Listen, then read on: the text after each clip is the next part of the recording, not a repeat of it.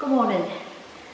My name is Pam Coles, and our reading is the first verse of Psalm 106.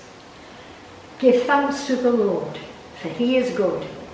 His love endures forever. Give thanks. Thanks is such a short word, and it doesn't cost anything to say, does it? But so often we can forget to say it and need a reminder.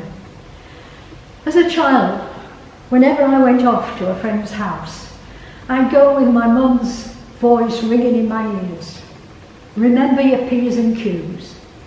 And if by any chance I forgot it when I was in her presence, she'd give me a Paddington-type stare and say, "What do you say?"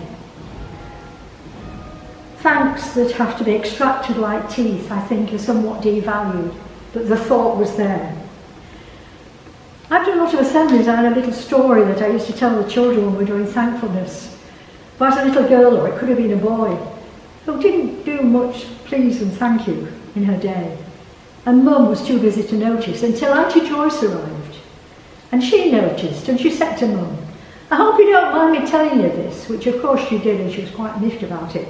But she took it to heart and thought about it. And next day she said to the little girl, "We're going to have a lovely day today, but I've got a little game for you.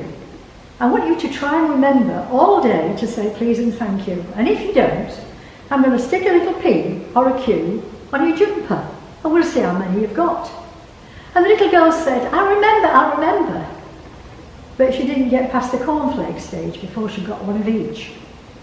And the day went on, and it went on even onto the back of the jumper. And she did take heed of what was said.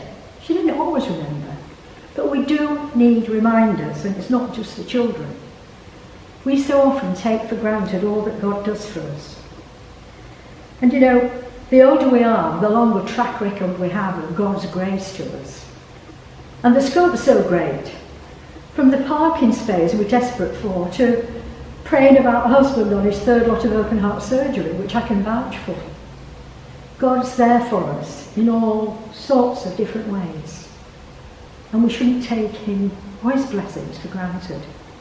But most of all, the greatest thanks of all should be Jesus. From John 3. God so loved the world that he gave his only Son, that everybody who believes in him shouldn't perish, but should have everlasting life. A cause for thanks indeed. Thank you.